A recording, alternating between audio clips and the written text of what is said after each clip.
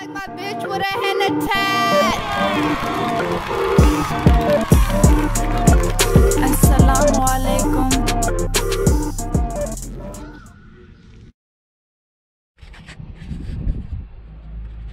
What's up, everybody? It's Earth Rim Job Roamer, and I am out here in the only cold desert on the planet.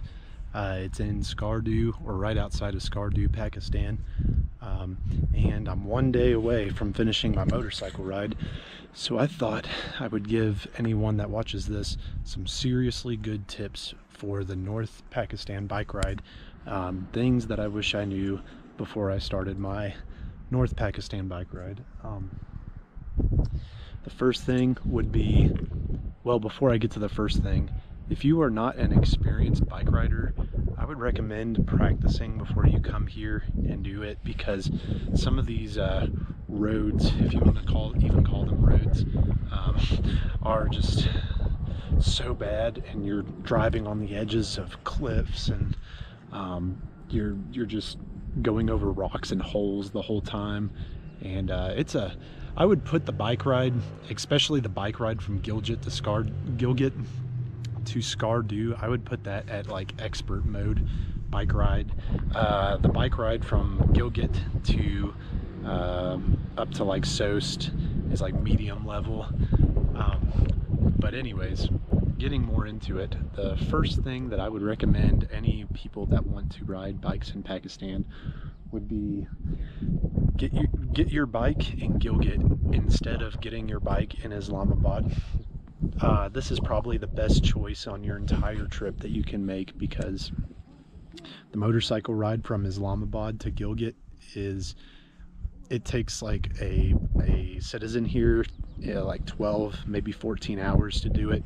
A foreigner, it could take up to like 20 hours just to drive from Islamabad to Gilgit. And the bike ride pretty much starts in Gilgit by the time you get there. Unless you are just that tough, you'll be pretty burnt out and want to rest for a while before you bike ride anymore. So number one recommendation would be start your bike ride in Gilgit. Okay, so it's my second my second recommendation for riding bikes in Pakistan would be, when you ride from Gilgit all the way north to, if you want to go all the way to the China border, bring a jacket. Even if it's summertime, bring a jacket. Once you get up to around Pasu or Soest, Soest is about an hour away from the China border. It's like the last piece of civilization before you go to the China border. Bring a jacket, even if it's summertime, because it was so cold when I got past Soest that I couldn't even make it all the way to the China border. I was freezing on that motorcycle, and I had to turn around, and I went to a like military little checkpoint and had to go inside, and they started a fire for me, and I warmed up because my whole body was like numb. So dress up if you're going to the China border when you're heading further north.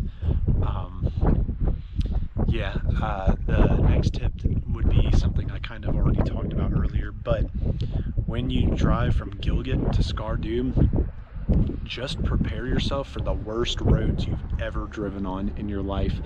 I'll insert a clip of this. I got a little amount of footage on this camera from the roads there. I'll put some clips of it right here for you to see it.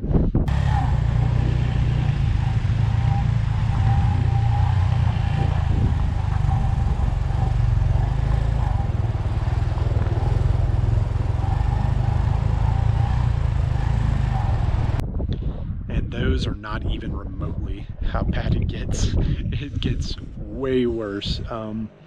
It is a pretty scary bike ride at certain points from Gilgit to Skardu.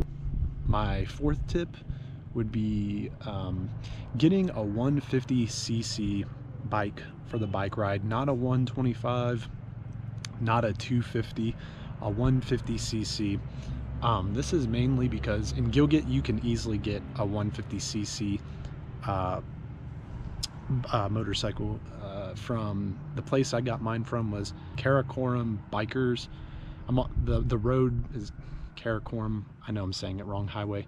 Karakoram Bikers in Gilgit is a great place to get a 150cc bike, and they charge you a fair amount. Originally, I was gonna get a big fat 250cc bike, which would have been a pain to drive on these roads. You need a small bike that still goes decently fast.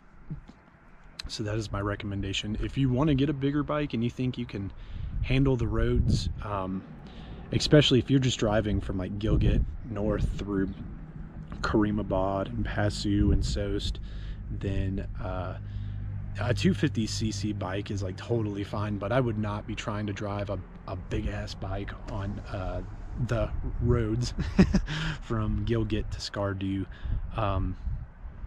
Yeah, I wish I had some more footage of my bike ride, but I don't have a TV crew. I don't even have a GoPro stand for my bike. I'm not Rosie Gabrielle or something with a giant TV crew to film my North Pakistan bike trip, you know. But I can give you honest answers and honest opinions about it. It was really fun. And I just thought of one last recommendation. For anyone that likes to travel alone like me, but meet people while they travel, especially at hostels, this is the one country, and especially the northern Pakistan part, this is the one country where I wish I'd brought someone with me, because there's no hostels up here. I've never seen anyone but local people, just local people, which is cool, but this is their entire life. And if you come from a place like America, do you really think you're gonna have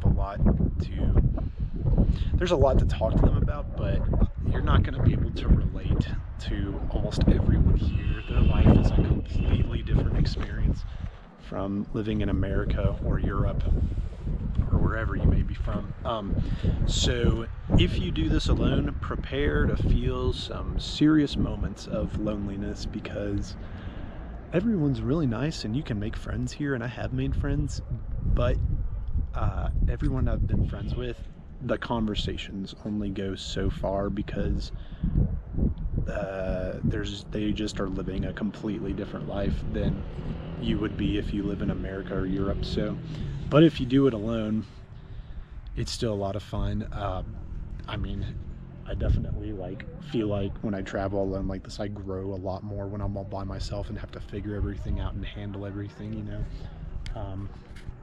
But yeah, those are my tips for the northern Pakistan bike ride. If you have any tips or questions, put them in the comments section.